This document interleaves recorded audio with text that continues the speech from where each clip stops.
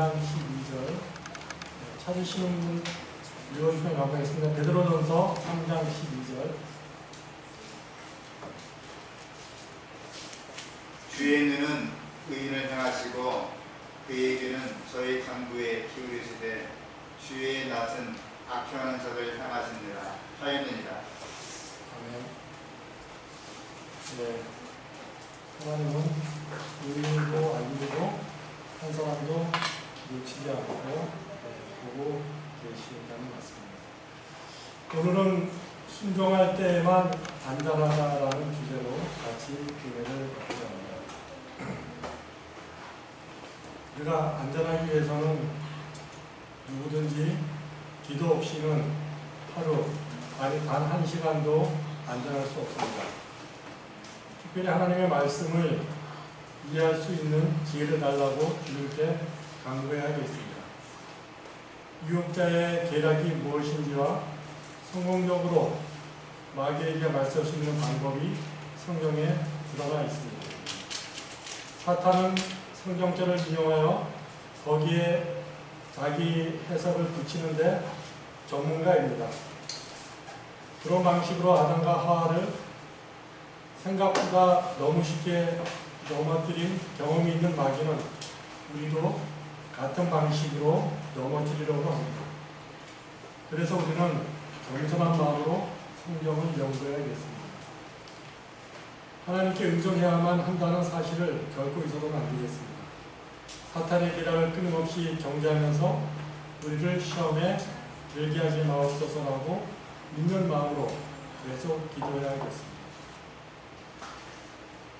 우리가 잘 아는 발람의 예를 들면은 발람이 있을 때 이스라엘 백성은 40년의 광야 생활을 거의 끝내갈 무렵 모압 평지 바로 여리고 성이 보이는 맞은편의 여리고 성이 보이는 모압 평지에 진을 치고 이제 쉬고 있었습니다.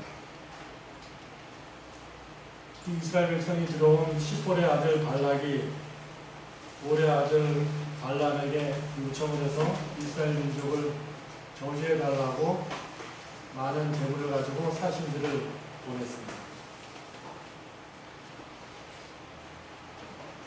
발람은 그 자리에서 거절해서 함에도 불구하고 그들을 하룻밤 재우면서 하나님께 물어보겠다고 했습니다.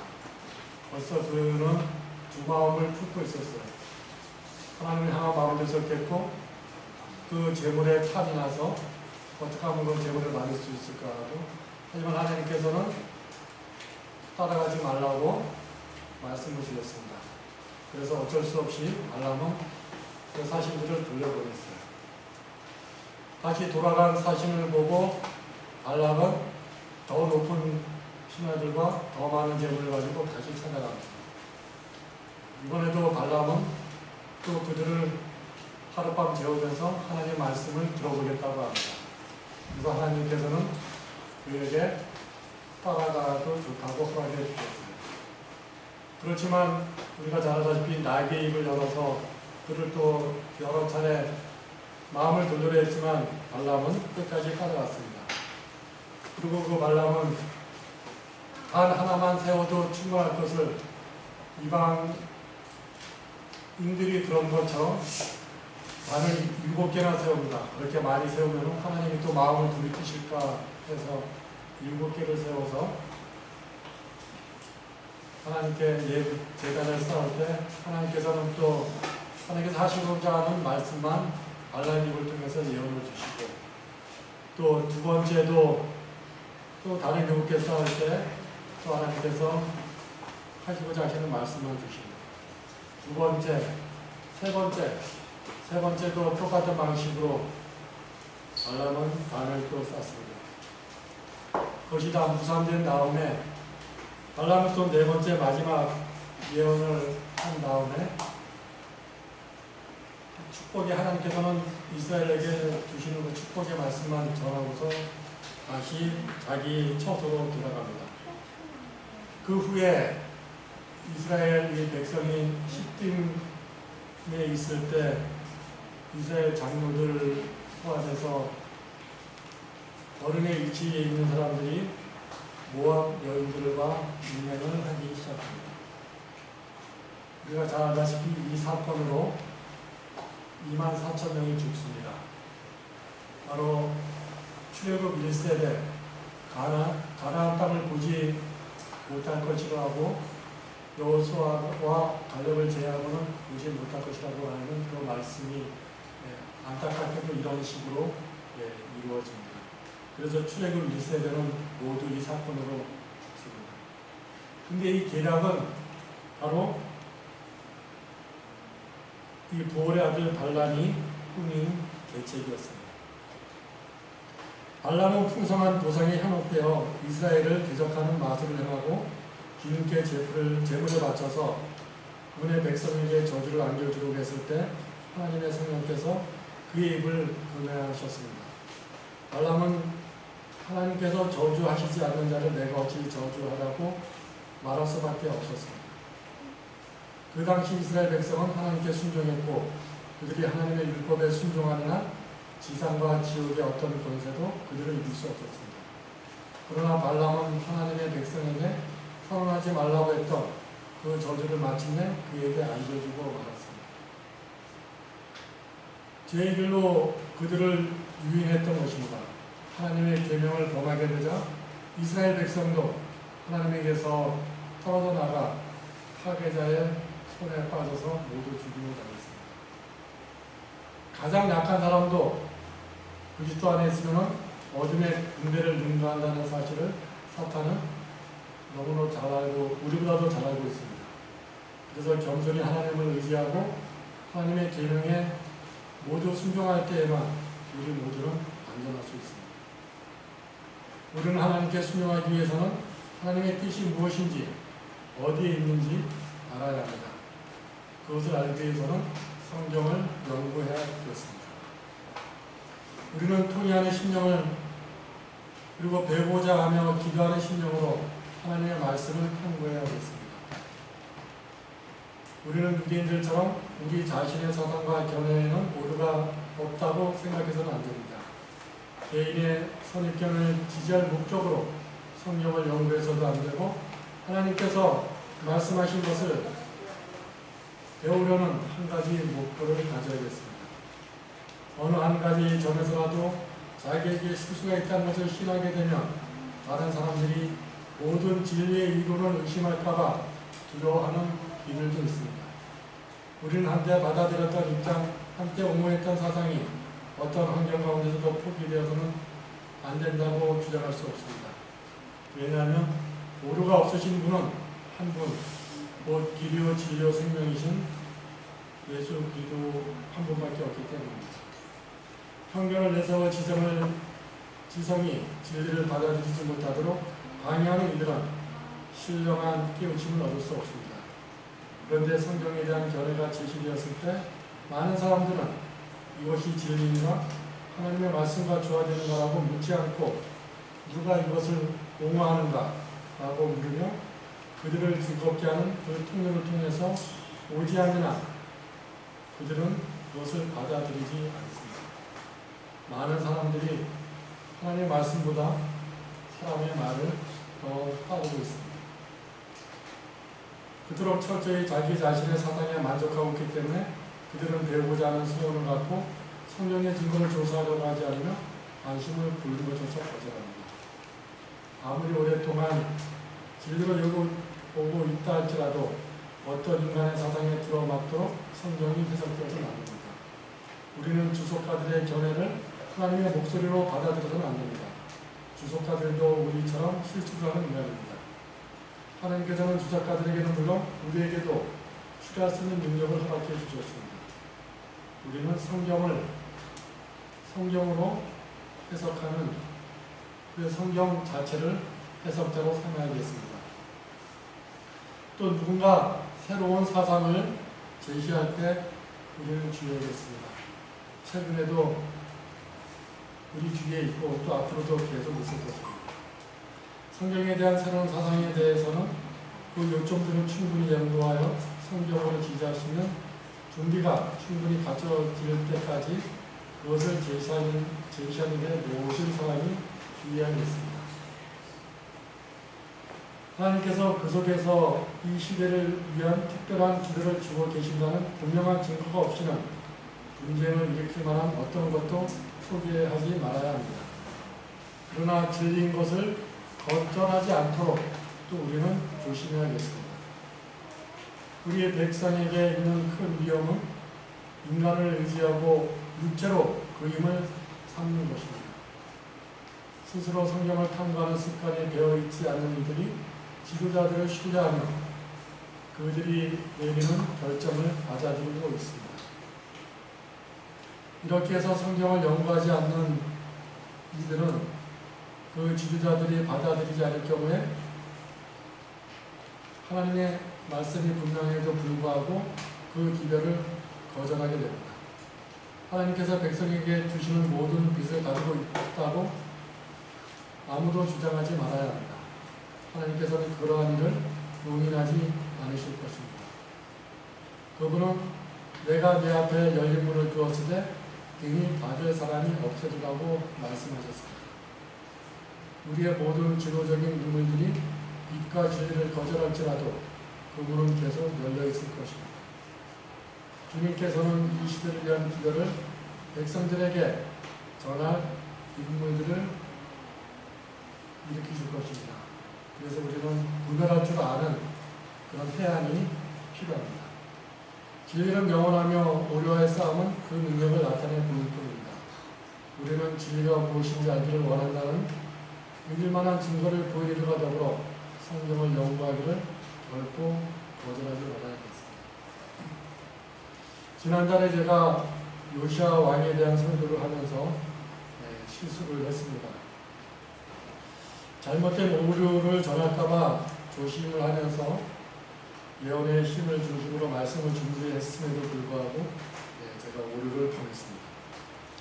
왜냐하면 한 주제를 가지고 여러 각도에서 봐야 하는데 한 각도에서만 보았고 제 개인의 생각이 들어갔기 때문이었습니다.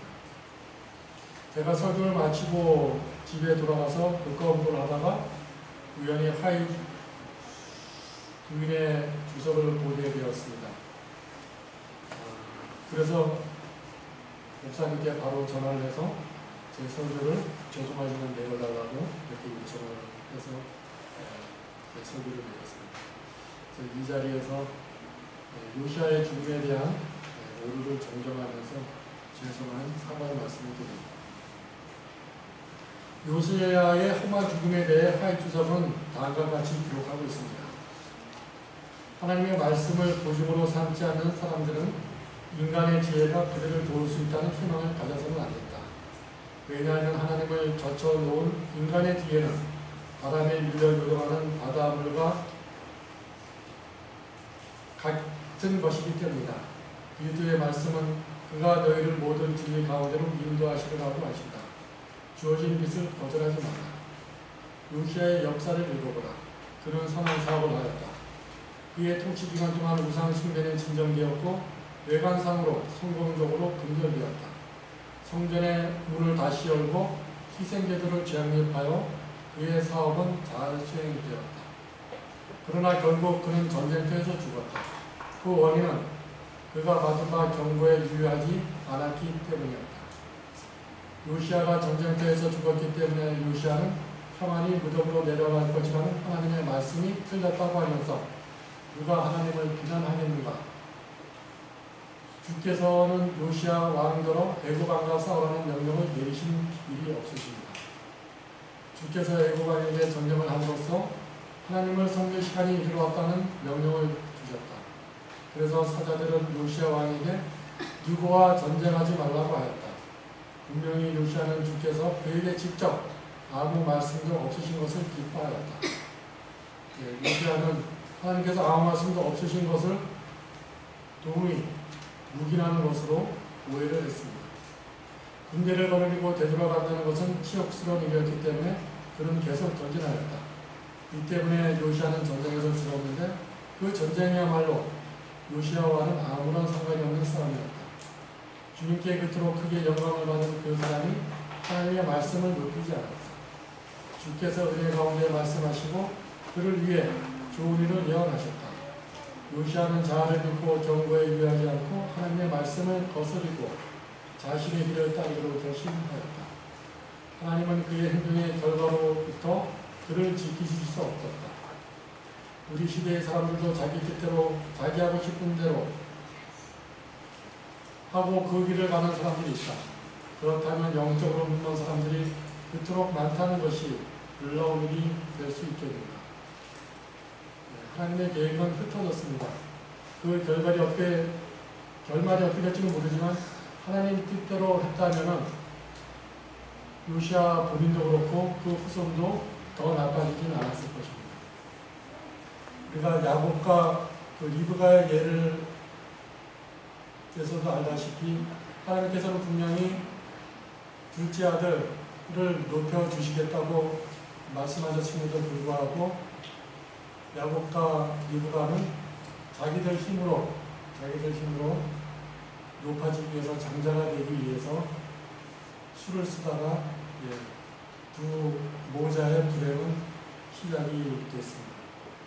마찬가지로 이게 발람도 그렇고 이스라엘 1세대들도 그렇고 하나님께 크게 충성하는 요시아 왕도 그렇고 하나님의 말씀에 순종하지 않을 때 하나님의 말씀을 무시할 때 그들은 결코 안전할 수가 없었습니다.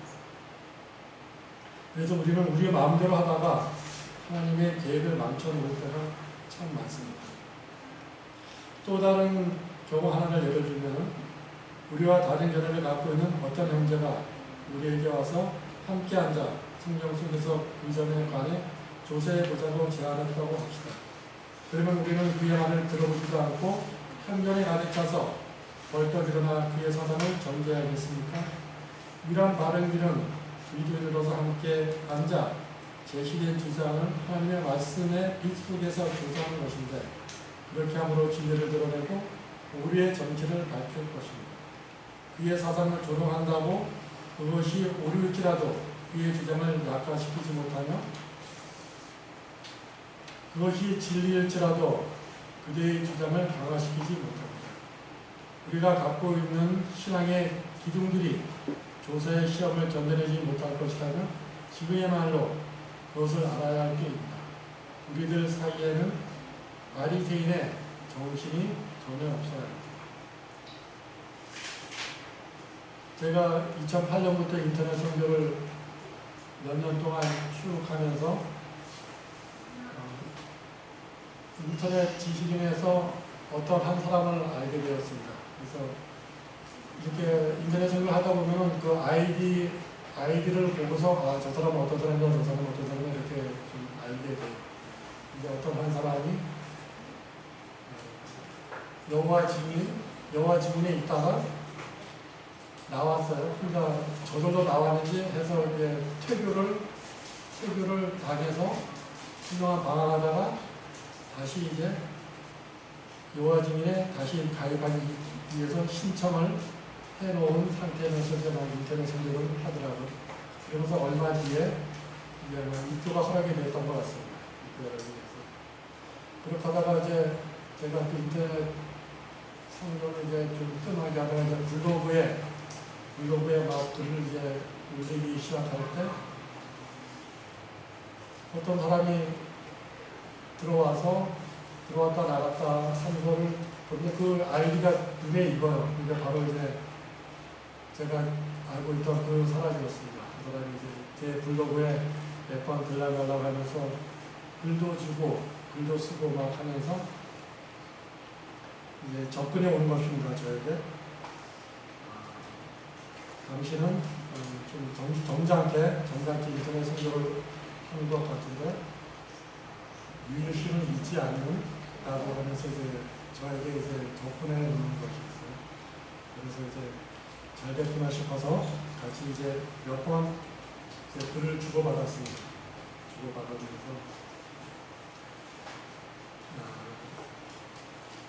이게 빌립보서 2장 5절의 말씀을 이제 제가 이제 주면서 너희 안에 네 마음을 품으라 곧 그리스도 예수의 마음이 그는 근본 하나님의 본체시나 하나님과 공동됨을 취할 것을 여기지 아니하시고 오히려 자기를 비워 종의 형체를 가지사 사람들과 같이 계셨고 사람의 모양으로 나타나서 자기를 낮추시고 죽기까지 복종하셨어요. 곧 십자가에서 죽으신다. 그래서 몇 번 주고받다가 이제 성경으로 답을 해달라고 해도 성경으로 그들이 답을 해줄 수가 있으니까 없죠.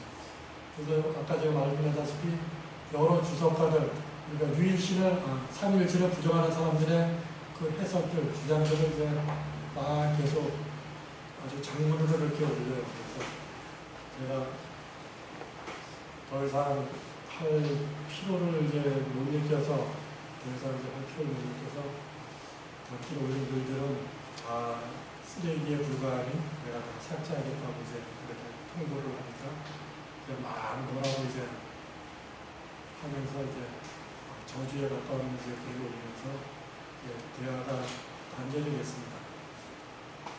근데 그게 마음에 참 계속 걸려요. 그 결과가 어떻게 될지 모르지만은 인내심을 가지고 계속 어디까지 저 사람이 주장하는지 한번 이렇게 지켜볼 걸, 한번 받아들여 줄 걸, 내가 너무 성급하지 않았나. 또 어떻게 보면 저게 하나님께서 제게 준 방법을 주실 텐데, 내가 너무 먼저 끊지 않았나 하는 그런 아쉬움이 좀. 마찬가지로 우리가 저런 엉뚱한 주장을 하는 사람들이 있을 때,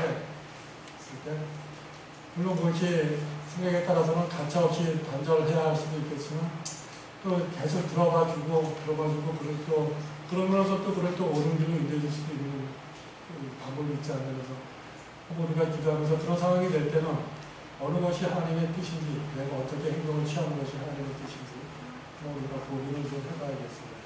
어쨌든 지금 그 사람이 아직도 요한길에 다니는지 어떻게 그 다음부터는 그 사람하고 이제 전혀 저쪽 인터넷상에서 이제 만날 그게 없으니까 어떻게 될지 모르지만 그런 아쉬움이 있습니다. 그래서 우리가 다시 이제 우리는 하나님께 순종하기 위해 그래서 좀 더 열심히 성경을 연구해야겠습니다. 우리는 하나님의 존전에 있음을 느끼면서 영의심을 갖고 성경을 연구해야겠습니다. 모든 경박하고 사소한 것들은 제쳐놓아야 합니다. 말씀이 어떤 부분은 쉽게 이해가 되지만 다른 부분의 참된 의미는 쉽게 파악이 되지 않습니다. 끈질긴 연구와 묵상 그리고 열렬한 기도가 있어야만 합니다. 모든 연구자는 성경을 펼칠 때 성령께서 깨우쳐 주시기를 간구해야 합니다. 깨우쳐 주실 것이란 약속은 아주 분명합니다. 성경 연구에 임하는 정신 상태에 따라서 우리 곁에 가까이 하는 교력자의 성격이 결정될 것입니다. 우리가 정말 겸손히 성령을 구할 때 성령은 우리에게 더 밝은 지혜를 주실 것입니다. 겸손한 마음으로 하나님의 인도하심을 간구하는 자들 곁에 빛의 세계에서 온 천사들이 함께할 것입니다. 반면에 자부심을 갖고 불경한 태도로 성경을 펼치게 되면 그 마음속에 편견을 품으며 사탄이 우리 곁에 임하여 하나님의 명백한 말씀을 왜곡된 빛 가운데서 제시할 것입니다.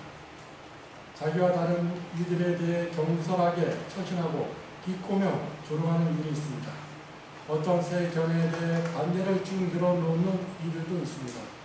그리하여 그 반대에 대한 답변이 성경 말씀을 통해 분명히 제시될 때 그들은 제시한 증거를 용인하려고 하지 않으며 또한 확신을 가지려고 하지 않습니다. 우리는 유대인들을 지배했던 정신에 빠지지 않도록 유의해야 합니다. 그들은 그리스도에게서 배우려고 하지 않습니다. 왜냐하면 그분의 성경에 대한 설명은 그들의 사상과 일치하지 않았기 때문입니다. 그러므로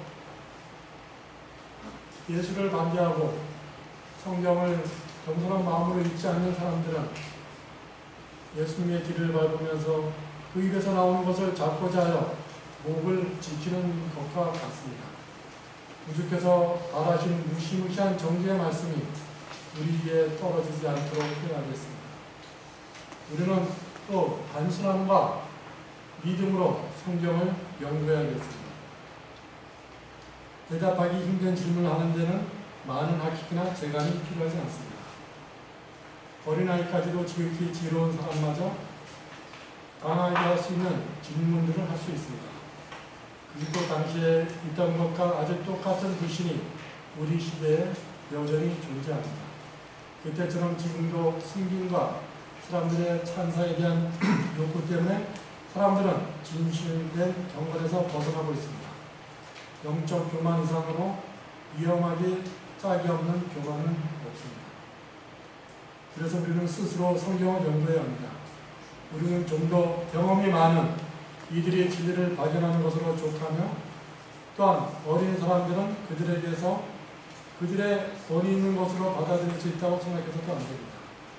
유대인들은 그들의 관원, 제사장, 장로들에 의해 성경의 진리로부터 벗어났기 때문에 한 민족으로서 멸망을 당하게 되었습니다. 스스로 성경을 연구하지 않으면 이렇게 됩니다. 유대인들이 예수님의 교훈에 유의하고 스스로 성경을 탐구했더라면 그들은 멸망당하지 않았을 것입니다. 우리는 스스로 진리를 연구해야만 합니다. 우리 대신 생각해 주도록 그 누구도 의지해서는 안 됩니다. 오직 의의 태양으로부터 나오는 광선이 말씀 위에 비치기를 이전 어느 때보다 간절히 기도하며 참 의미를 이야기할 수 있도록 우리는 기도하며 연구해야겠습니다.